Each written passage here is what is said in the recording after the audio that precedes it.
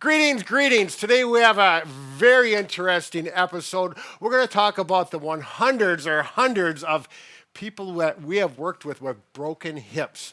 Now, I've narrowed it down to the two biggest reasons for falls causing these hip fractures, and we will get into those in just a minute. So in this video, we're going to show you two different balance exercise routines that you can do at home to help prevent these falls from happening, and it should only take a few minutes. That's right. And if you're interested in why Mike's head is so suntanned, he's been working on it. It's been a big topic in the background here recently. Sorry about that. I just wanted to say something. Goodbye.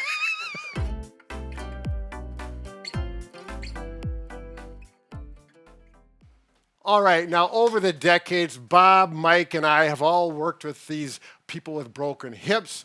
And so many times we always talk to them, and they're more than happy to share the story of how their hip was fractured. And it's so repetitive where what happens is someone is getting out of a chair, they stumble, or they're getting up, there's activity in the room, and they're not paying attention to where their feet are, or they're walking and a rug is thrown up, a throw rug, or their pet is on the floor, and they're shuffling their feet, and down they go as a result of that shuffle. These are all things that are so common, and we hear them time and time again, and I think we can get on to the next segue, Mike. So it is important that necessarily having bad balance is not a good thing, obviously, but the real problem is when you fall and then you fracture something, because then you're going to be weaker and your balance has become even worse for a period of time. So in this video, we're going to show you some balance activities that you can do to help prevent these falls from happening in the first place. Right. And it's going to happen to all of us. Our walking, which we call gait, and our balance gets worse with age, just like vision or getting gray hair. However, the good news is we can show you some things to correct it and really minimize the risk for falls. So hold on, we're going to get right to it. All right, we're going to break down the three most common causes to these falls in a little more detail as a therapist looks at it. Number one is tight ankles. Oftentimes, if you can't lift your foot up and you have a tight ankle, it's harder to walk, and you probably aren't walking in a nice, correct pattern, increasing your risk for falling. Right, that's where even just a crack or lifted sidewalk, a half-inch little lift can catch that on your toe because you're shuffling, not dorsiflexing enough, tight ankles, down you go.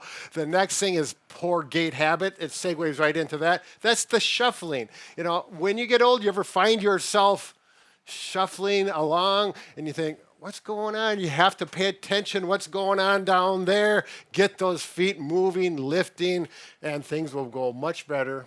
And the third common cause is poor balance or proprioception deficits. So that means maybe you have peripheral neuropathy, or you don't have good sensation in your feet and you can't feel the ground as well. That's a common cause for falling. And that's where a lot of people that are diabetic, which is more and more common all the time as we age, that's where that proprioception and that neuropathy is a big deal. We want to address that. All right, one of the big solutions that can really eliminate falls is simply using an assisted device. In other words, a cane or a walker or something of a walking stick. That's really helpful and eliminates a lot of the exercise necessary. However, there are people in that gray area where they don't really want to use an assisted device, and maybe they don't need it, but you know they're in that area. So, Mike, do you have anything to say about these devices? These devices often will allow you to not shuffle, like we talked about earlier, and correct your walking pattern. So just using one, even though you may not feel like you need it, it's better to have one and not fall than to not have one and take a tumble. Right. Again, cane is one thing. Walker is a very big difference because they're more cumbersome to take around throughout the community. So that's where these exercises really are advantage when you do not want to negotiate a walker. All right, the first exercise, the routine, what we're going to do is address the ankles, those tight ankles we've already talked about. Simply, you start out In a seated position, lift your feet up off the floor so in the air, and you pull up, dorsiflex, and push down. Really focus on pulling the toes up. That's the most important part because that's where those falls happen when you cannot pull the toes up. You'll feel a stretch. Do 10 of these. You can do these throughout the day. Every now and then, just do 10 of them at least 5 times a day. It's very quick. Now, the next thing you're going to do to strengthen the ankles once we stretch them doing this is standing up, have something to hold on to balance, a chair, a cupboard, something of that nature, and go ahead. You're going to do some ankle exercises. So you're going to go up on your toes, and then you're going to rock back on your heels, and you're going to do 10 to 20 repetitions each way. This is going to work on your balance a little bit. It's going to work on your strengthening, and it's going to work on your range of motion within your ankles. So you're getting 3 positives out of one exercise. One word of caution with this is go to the back position where you're dorsiflexing. Right at this point is where it's really critical that you have something solid to hold on to because you may want to fall backwards, particularly if you already have a balance problem, and that could result in a broken hip or something of that nature. So really make sure something is there solid to hold on to. Stay safe. All right, the second routine, this is really critical. This is to stop that shuffling that you may not even be aware of until that trip comes along. And the first thing we're going to do is you need some sort of support for balance and safety. You may just use a cane or a stick like I have here, the Booyah stick, or just a chair, but again, a solid chair, not one like this. It's a studio chair. It's fragile. Yeah. So a cupboard, a solid counter base, or a sink where you can put your hands around the sink is really ideal because it really gives you support in the directions, especially particularly backwards. So the first thing is simply marching. So this is going to work on your balance a little bit. This is going to help with the shuffling because if you pick your feet up more, you're less likely to trip. Right, and really get those knees up as high as you feel comfortable because, again, we're going to do this 10 to 20 repetitions. The whole idea is to get your mind aware of what your legs are doing.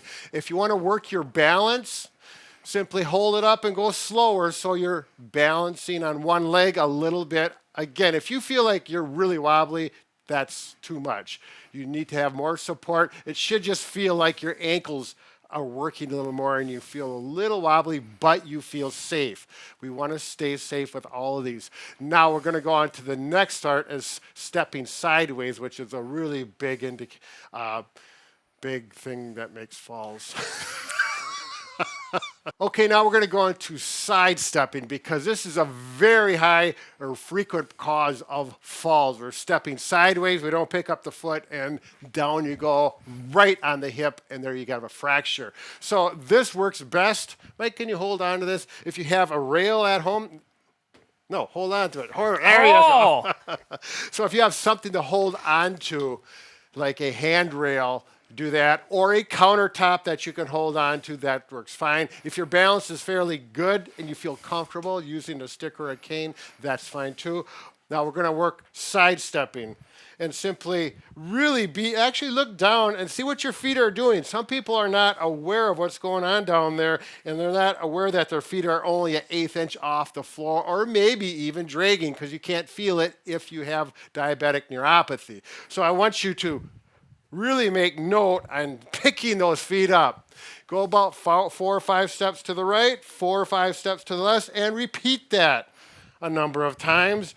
And it's one of those things that after you do this a number of days in a row, your mind, that muscle memory is going to kick in, and you'll start doing that without thinking about it, minimizing your risk for falls. Very important part of this. And the last option is a little more advanced. It's going to help with stairs and especially lifting those feet up and prevent the shuffling. So you're going to need some type of step as Brad has here, or a staircase. Make sure you're using rails or some type of support like Brad is. And you're going to simply bring one foot up, tap the step, and then bring it down. Now you can just work one leg at a time, try to do 10 repetitions, and then switch. If this seems easy, you can try alternating. So you're going to go right and then left. This is a little more challenging because each time you have to shift your weight to the other side, working on your balance. What do you have to say, Brad? Well, if you do, like we both have an option, if you feel more advanced and you want to get a little more exercise as well as balance challenge, go up to the next step and do that. Again, you need to feel stable and not unsteady when doing those, so don't overdo it. Good judgment is absolutely crucial. So whichever step that you want, yeah, this one I really like because again, it doubles it. There's a lot of people that do when you go up a stairway, you catch your toe because you didn't lift high enough, and then you have a stumble forward. So very good. Work that one if it's available. So, Mike, I think you did a really nice job today. I'm happy you came, and I suggest wearing a hat. Oh, I wanted to identify as a tomato for a while, so here I am. Actually, I have to tell you this little story. I never used to wear hats because I had thick hair, and I thought those hats made me look like a redneck, which I pretty much am.